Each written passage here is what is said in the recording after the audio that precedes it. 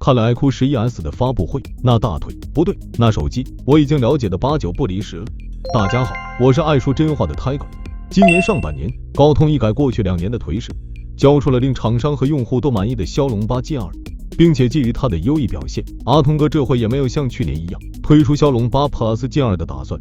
尽管如此，依然还是有不少厂商不打算跟着高通的节奏来，最终选择了在年中这个节点再推出一波半迭代的新机。比如说，近日刚刚发布的 iQOO11S， 在之前的预热中，iQOO 官方曾表示 ，iQOO11S 中的大写 S 代表着大升级，很顶那种，懂了，暗示隔壁的 vivo X90 4G 牙膏。好，是骡子是马，拉出来溜溜。在 ID 设计部分，iQOO11S 对比 iQOO11并没有什么变化，依然还是正面直屏加背面云阶模组的组合。唯一有变化的是配色 ，iQOO 祖传的传奇版和赛道版得以保留，材质略有升级。不过 iQOO11上那个浅绿色的曼岛特别版，这次被换成了浅蓝色的钱塘听潮。既如其名，设计的灵感正是来源于钱塘江的潮水，材质和传奇版一致，都是采用的第2代有机硅塑皮。而且除了背板之外，钱塘听潮的金属中框和相机模组也都做了统一调色。有一说一，这个配色的真机确实很好看。如果能换成 AG 玻璃材质的话，那可能会绝杀，可惜换不得。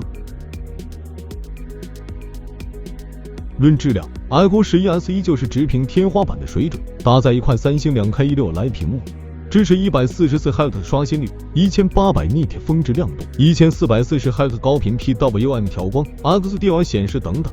同时，作为一台主打电竞体验的手机，像双 X 轴马达、屏下双压感、封闭式立体声双扬声器等 ，iQOO11S 也没落下。包括像什么看着很玄学的 MVP 微操模式 ，iQOO11S 也一股脑的给玩家们塞上了。而自研芯片也有变化，从影像电竞两手抓的 vivo V2 换成了更专注于电竞的 iQOO 超算独显芯片，支持超分超帧并发、视频超分超帧、独显游戏超帧3大功能。以独显游戏超帧为例，据 iQOO 官方介绍，目前这个功能已经适配了和平精英、原神等手游，可以将原生90帧的游戏超帧到144帧运行。不过我老 Tiger 看下来，倒是对这个视频超帧超分更感兴趣一点。不知道开启之后能不能让我少开几个视频会员。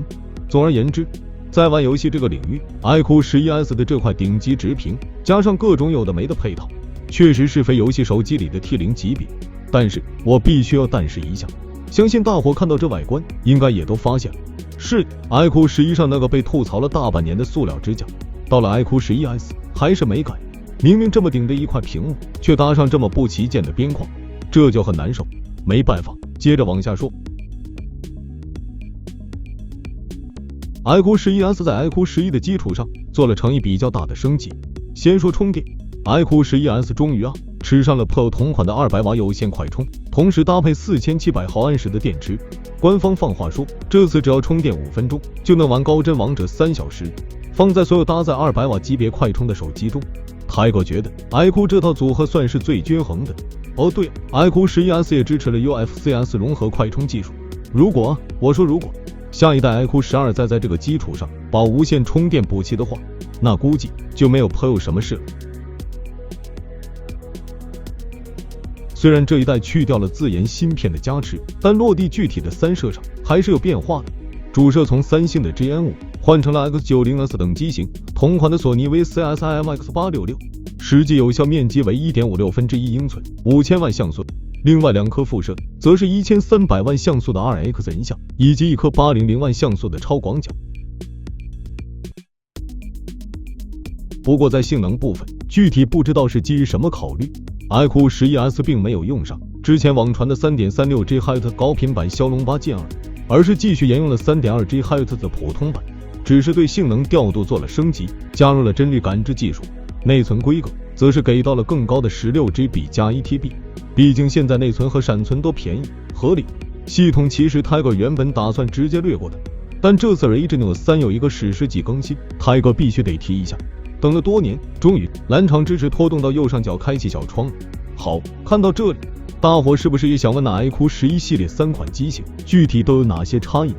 别急，他们3兄弟的配置口腹清单。总的来说， iQOO11S 作为一款标准版的半代升级款，我个人认为它的定位还是相对比较准确的，在做到相比 iQOO 11有更多升级的同时，也不会背刺到 iQOO 11 Pro， 刚刚好就卡在了前两款机型的中间。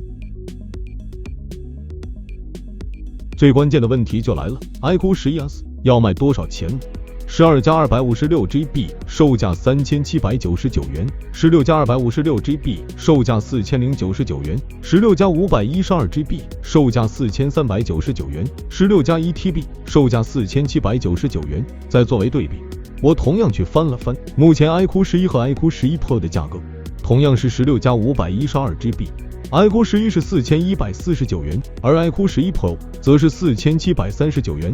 如果是你，会选择哪一台？欢迎在评论区留言。想了解更多数码资讯，记得关注我们的频道。我们下期再见。